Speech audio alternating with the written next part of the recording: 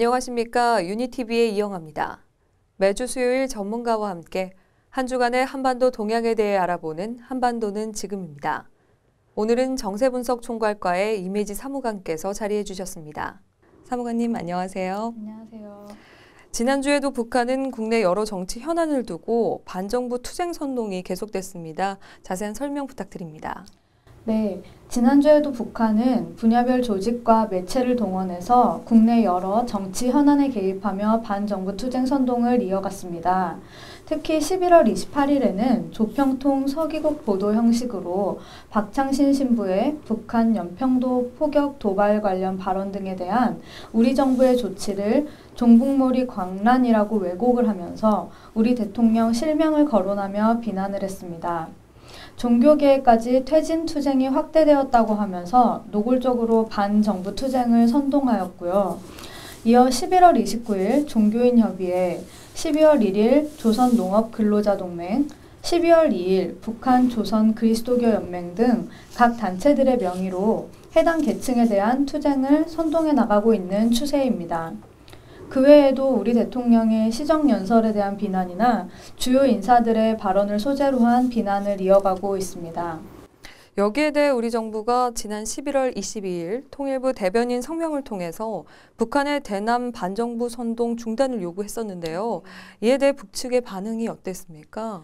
네, 통일부 대변인 성명에 대한 북한의 반응은 11월 27일 노동신문과 이후 중방 등 언론 매체를 통해서 나왔는데요. 북한은 우리 정부가 현 남북관계의 책임을 북측에 전가하고 있다고 주장하면서 남북관계 발전을 운운할 자격이 우리 정부에게 없다라며 비난을 하고 있는 상황입니다. 대외적으로는 메릴 뉴먼의 사제문 전문을 공개해 국내외적으로 주목을 모았습니다. 메릴 뉴먼은 현재 북한에 억류된 미국인으로 알려져 있는데요. 어떤 이유로 억류되어 있는 건가요? 네, 미국인 메릴 뉴먼 씨는 지난 10월 26일 관광객 신분으로 북한을 방문했다가 체포되어 현재 한 달 이상 북한에 억류되어 있습니다. 지난 30일 북한은 뉴먼 씨의 사제문 전문과 이를 낭독하는 장면을 조선중앙통신에 내보냈습니다. 이어 뉴먼 씨가 미 정보국 산하 9월 부대 고문관으로 있으면서 파괴활동을 직접 조직 지휘했고 인민군 군인들과 주민들을 무참히 살해한 범죄자라고 억류 이유를 설명했습니다. 이어 백악관은 뉴먼의 나이와 건강 상태를 고려해 그가 집으로 돌아와 가족들과 재회할 수 있도록 석방을 요구하면서 1년 이상 북한에 억류된 미국 시민권자 케네스 베의 석방도 함께 촉구한 상황입니다. 한편 스웨덴 외교관들이 메릴 뉴먼 씨를 접견하고 의약품을 전달했다고 하는데요. 뉴먼 씨에게 의약품을 전달한 스웨덴 대사는 일단 뉴먼 씨의 건강 상태가 양호하고 좋은 대접을 받고 있다고 전했습니다. 뉴먼 씨의 석방 여부에 대해서는 상황을 좀 더 지켜봐야 하겠지만 북한에서 중죄에 해당하는 대북 적대 행위 죄목으로 처벌하지 말아달라는 호소가 담긴 사제문까지 공개한 만큼 향후 북한이 이 문제를 어떻게 진행시켜 나갈 것인지 그 귀추가 주목된다고 볼 수 있겠습니다. 한편 북한 외무성 대변인 명의로 육자회담 관련 전제 조건 불용 입장을 재천명했습니다. 이렇게 언급한 배경이 무엇인가요? 네, 북한은 11월 26일 외무성 대변인 명의로 미국이 고집하는 부당한 전제 조건들을 절대로 용납하지 않을 것이라고 했습니다. 이는 육자회담 미측 수석대표인 글린 데이비스 국무부 대북정책 특별대표가 동북아 순방에서 북한을 겨냥하여 한 발언을 비난하여 나온 반응으로 이해하면 되겠습니다. 글린 데이비스는 25일 도쿄에서 북한이 핵 개발을 계속 추구하는 한 북한을 고립시킬 것이고 북한이 진정성을 보이지 않고 핵 폐기 의무를 이행하지 않는다면 더 강한 압박이 있을 것이라고 언급을 했습니다. 지난 11월 30일 북한 언론은 김정은이 양강도 지역을 현지 지도했다고 보도를 했죠. 네, 김정은은 지난주 집권 후 최초로 양강도 삼지연군을 방문했는데요. 삼지연에 있는 혁명 전적지와 삼지연 학생소년공전, 그리고 백두산지구 체육촌을 방문했습니다. 참고로 학생소년공전은 학생들을 위한 도서관, 실험실 등이 갖춰진 종합과외교육기관을 의미합니다. 이번 방문에는 김원홍, 김양건, 한광상, 박태성, 황병서, 김병호, 홍영칠, 마원춘이 함께 동행했습니다. 특히 김정은이 이번 방문에서 백두산지구 체육촌을 새로 조성하라는 지시를 했다고 전해졌는데요. 이 마식령 스키장 등 체육활동을 육성하는 방침과 연계되어 있는 건가요? 네, 말씀하신 대로 김정은이 백두산지구 체육촌 재건 공사를 지시했고요. 마식령 스키장과 함께 겨울 스포츠 시설 확충에 나선 것으로 보입니다. 백두산 삼지연 지대가 본래 북한 겨울 스포츠 선수 육성의 본거지로 삼지연 스키장 등 각종 시설이 있는 곳인데요. 다만 지은 지 오래돼서 시설이 낙후된 것에 대해서 이번에 김정은이 개건을 지시한 것으로 보입니다. 백두산지구 체육촌에서 김정은은 실내 하키장과 야외 스케이트장, 스키 슬로프 등을 둘러보았고요. 특히 사자봉 체육단 스키 선수들의 훈련을 관전하면서 스키가 아주 좋은 운동이고 마식령 스키장이 준공되면 근로자와 청소년들 속에서 스키 바람이 일어나게 될 거다라고 기대를 내비쳤다고 합니다. 지난 11월 29일은 북한의 항공절이었습니다.